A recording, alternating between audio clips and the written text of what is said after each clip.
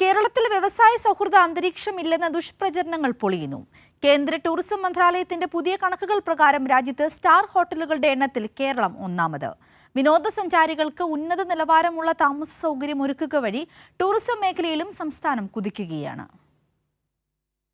2019 മുതൽ 2025 ഏപ്രിൽ വരെയുള്ള കണക്കുകളാണ് കേന്ദ്ര ടൂറിസം മന്ത്രാലയം പുറത്തുവിട്ടത്.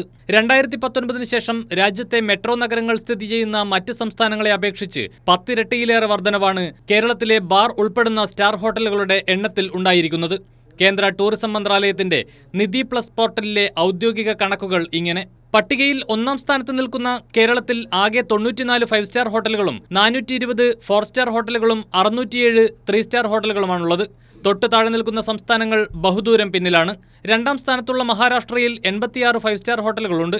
എന്നാൽ 4 സ്റ്റാർ 3 സ്റ്റാർ ഹോട്ടലുകളുടെ എണ്ണം യഥാക്രമം 36, 69 എന്നിങ്ങനെയാണ്. മൂന്നാം സ്ഥാനത്തുള്ള ഗുജറാത്തിൽ 5 സ്റ്റാർ 76ഉം 4 സ്റ്റാർ 3 സ്റ്റാർ ഹോട്ടലുകൾ യഥാക്രമം 61ഉം 120ഉം മാത്രമാണ്. തൊട്ടു താഴെയുള്ള ഗോവ, കർണാടക, തലസ്ഥാന നഗരമായ ദില്ലി എന്നിവയുടെ കണക്കുകളും പരിതാപകരം. വിനോദസഞ്ചാരികൾക്ക് മെച്ചപ്പെട്ട താമസ സൗകര്യം ഒരുക്കുന്നതിലും ഹോട്ടൽ ബിസിനസ് മേഖലയിൽ കൂടുതൽ നിക്ഷേപം കൊണ്ടുവരുന്നതിലും സംസ്ഥാനം വിജയിച്ചു എന്നതാണ് ഇതിൽ നിന്നും വ്യക്തമാകുന്നത്. ഇത് എങ്ങനെ സാധ്യമായി എന്നുകൂടി പറയണം. ഉമ്മൻചാണ്ടി സർക്കാർ 5 സ്റ്റാർ ഹോട്ടലുകളിൽ മാത്രം ബാർ ലൈസൻസ് പരിമിതപ്പെടുത്തിയപ്പോൾ 4 സ്റ്റാർ 3 സ്റ്റാർ ഹോട്ടലുകൾക്ക് വലിയ തുക മുടക്കി 5 സ്റ്റാറിലേക്ക് മാറേണ്ടി വന്നു. എന്നാൽ പിന്നീട് അധികാരത്തിൽ വന്ന ഇടത് സർക്കാർ 4 സ്റ്റാർ 3 സ്റ്റാർ ഹോട്ടലുകൾക്ക് കൂടി ബാർ ലൈസൻസ് അനുവദിച്ചു. ഇത് സംസ്ഥാനത്തെ ഹോട്ടൽ ബിസിനസ് മേഖലയ്ക്ക് പുത്തൻ ഉണർവ് നൽകി. കൂടുതൽ NRI നിക്ഷേപങ്ങൾ ഈ മേഖലയിൽ കൊണ്ടുവരാൻ കഴിഞ്ഞു.